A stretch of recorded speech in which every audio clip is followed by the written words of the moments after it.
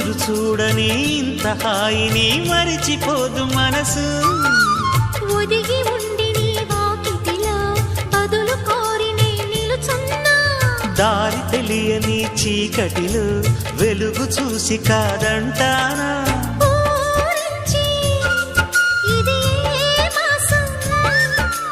ప్రేమించే ప్రతి గుండెను అందెల సందడి చేసే హేమంతం ఇది. మన సొంతం అయినది. కిలకిల నవ్వే కోయిల కోసం వచ్చింది మధుమాసం. మిలమిల